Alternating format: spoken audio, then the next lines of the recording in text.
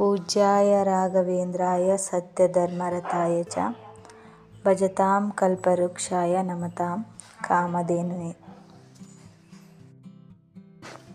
ಇಂದಿನ ಕಾಲದಲ್ಲಿ ಶಿಕ್ಷಣವೆಂಬುದು ಎಷ್ಟು ಮುಖ್ಯವೆಂದರೆ, ತಂದೆ ತಾಯಿಗಳು ನಮಗೆ ಎಷ್ಟೇ ಕಷ್ಟ ಇದ್ದರೂ ಕೂಡ ಮಕ್ಕಳಿಗೆ ಶಿಕ್ಷಣ ಕಲಿಸ್ಬೇಕು, ಮಕ್ಕಳನ್ನು ವಿದ್ಯಾವಂತರನ್ನಾಗಿ ಮಾಡಬೇಕು ಅನ್ನೋದೊಂದು ಅಭಿಲಾಷೆ ಇರುತ್ತದೆ. ಆದರೆ ವ್ಯತಿರಿಕ್ತ ಏನಂತಂದರೆ, ಪ್ರಸ್ತುತ ಸಮಯದಲ್ಲಿ ಮಕ್ಕಳಿಗೆ ಶಿಕ್ಷಣ ಅಂದರೆ ಅದೊಂದು ಹೊರೆ ಕೆಲಸ. ಎಲ್ಲರೂ ಶಿಕ್ಷಣದಲ್ಲಿ ನಿರಾಸಕ್ತಿಯನ್ನು ತೋರಿಸ್ತಾ ಇದ್ದಾರೆ. ಕೆಲವೊಂದು ತಾಯಂದರಿಗೆ ತುಂಬಾ ಕಳವಳಕಾರಿಯಾದಂಥ ಸಂಗತಿ ಇದಾಗಿದೆ. ನನ್ನ ಮಗು ಶಿಕ್ಷಣದಲ್ಲಿ ಆಸಕ್ತಿ ತೋರಿಸ್ತಾ ಇಲ್ವಲ್ಲ, ಆ ಮಗು ಹಾಗೆ ಓದ್ತಿದೆ, ನನ್ನ ಮಗು ತುಂಬಾ ಹಿಂದೆ ಇದ್ದಾನಲ್ಲ ಅಂತ ಕೆಲವೊಂದು ತಂದೆ ತಾಯಿಗಳು ತುಂಬಾ ದುಃಖದಲ್ಲಿ ತಮ್ಮ ಅಳಲನ್ನ ತೋಡ್ಕೊಳ್ಳೋದನ್ನ ನಾವು ಗಮನಿಸಿದ್ದೀವಿ. ಅದೆಲ್ಲ ಯಾಕಾಗುತ್ತೆ? ಅದು ಒಂದು ಕೆಟ್ಟ ಪರಿಸ್ಥಿತಿನೇ ಅನ್ಬೋದು. ಏನೋ ಬೇರೆ ಮಗುವಿನ ಪ್ರಭಾವದಿಂದಾಗಿ, ಬೇರೆ ಪರಿಸರದ ಪ್ರಭಾವದಿಂದಾಗಿ ಆ ರೀತಿ ಮಕ್ಕಳು ಆಗಿರ್ತವೆ. ಅದನ್ನ ನಾವು ಹೇಗೆ ಪರಿಹರಿಸಿಕೊಳ್ಬೇಕು? ನಾವು ಮೊದಲು ಯಾವುದೇ ಒಂದು ಸಮಸ್ಯೆಯನ್ನ ರಾಘವೇಂದ್ರ ಸ್ವಾಮಿ ಹತ್ರ ಹೇಳ್ಬೇಕಂದ್ರೆ, ಅವನಲ್ಲಿ ಸಂಪೂರ್ಣವಾದ ಭಕ್ತಿ ಇದ್ರೆ ಮಾತ್ರ ಈ ವಿಡಿಯೋನ ಕೇಳಿ. ಮತ್ತು ನೀವು ಆ ಸಮಸ್ಯೆಯನ್ನು ಹೇಳ್ಕೊಳ್ಬೇಕು ಅನ್ಕೊಂಡಿದ್ದೀರಂದ್ರೆ ಅವನಲ್ಲಿ ಸಂಪೂರ್ಣವಾದ ಭಕ್ತಿ ಇಟ್ಕೊಂಡೇ ನೀವು ಹೇಳ್ಬೇಕು.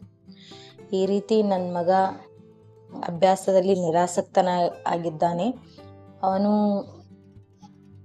ತನ್ನ ಓದು ಬರಹದಲ್ಲಿ ಆಸಕ್ತಿ ಹೊಂದುವಂತೆ ಮಾಡಿ ವಿದ್ಯಾವಂತನನ್ನಾಗಿ ಮಾಡು ಅಂತೇಳಿ ಅವನಿಗೆ ರಾಘವೇಂದ್ರ ಸ್ವಾಮಿಗೆ ಹೇಳಿ,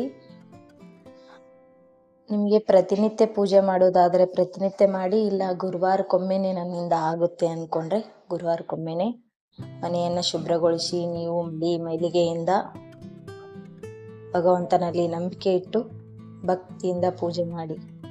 ಆಡಂಬರದ ಪೂಜೆ ಆಗದಿದ್ದರೂ ಪರವಾಗಿಲ್ಲ, ಪೂಜೆ ಸರಳವಾಗಿರಲಿ, ಆದರೂ ಭಕ್ತಿ ಸಂಪೂರ್ಣವಾಗಿರಲಿ. ರಾಘವೇಂದ್ರ ಸ್ವಾಮಿ ವಿಗ್ರಹ ಅಥವಾ ಫೋಟೋ ಯಾವುದಕ್ಕಾದರೂ ನಡೆಯುತ್ತೆ. ಪೂಜೆನ ಮಾಡಿ ನಿಮ್ಮ ಹರಕೆ ನೀವು ಏನ್ ಅನ್ಕೊಂಡಿದ್ದೀರಾ ಅದು ಆಗ್ಲಿ ಅಂತ ಹೇಳಿ ಬೇಡ್ಕೊಂಡು ಪೂಜೆನ ಪ್ರಾರಂಭಿಸಿ. ಅದೇ ರೀತಿ ಪೂಜ್ಯಾಯ ರಾಘವೇಂದ್ರಾಯ ಸತ್ಯಧರ್ಮರತಾಯ ಚ ಭಜತಾಂ ಕಲ್ಪವೃಕ್ಷಾಯ ನಮತಾಂ ಕಾಮಧೇನವೇ ಅನ್ನೋ ಈ ಮಂತ್ರವನ್ನ ಪ್ರತಿನಿತ್ಯ ಪರಿಹಾರದೊಂದಿಗೆ ಇದನ್ನ ಪಠಿಸಿ, ಮಕ್ಕಳಿಗೂ ಕೂಡ ನಿಮ್ಮ ಪೂಜಾ ಕೆಲಸಗಳಲ್ಲಿ ತೊಡಗಿಸಿ. ಪೂಜಾ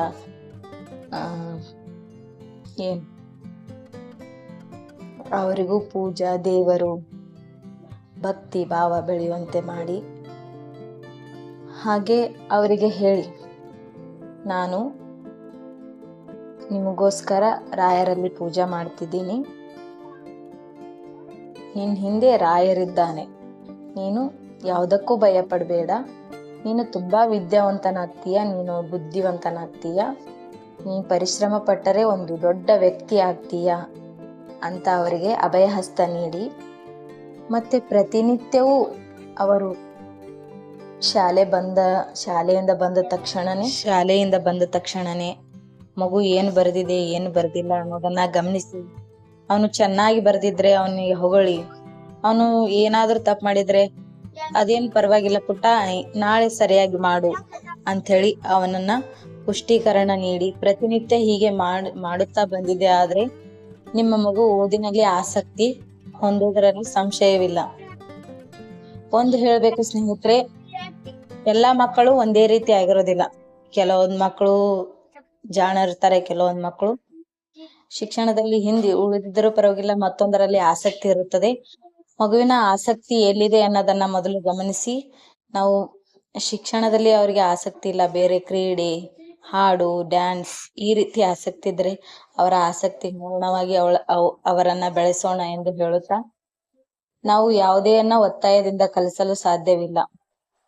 ನೀವು ರಾಘವೇಂದ್ರನಲ್ಲಿ ಭಕ್ತಿ ಇಟ್ಟು ಇದನ್ನ ಮಾಡಿ ನೋಡಿ ಸ್ನೇಹಿತರೆ. ಅದೇ ರೀತಿ ಈ ವಿಡಿಯೋ ಹೇಗೆ ಅನಿಸ್ತು ಅಂತ ನಿಮ್ಮ ಅಭಿಪ್ರಾಯನ ಹಂಚಿಕೊಳ್ಳಿ. ಮುಂದೆ ನಿಮಗಾದಂತಹ ಅನುಭವಗಳನ್ನ ಹಂಚಿಕೊಳ್ಳಿ ಸ್ನೇಹಿತರೆ.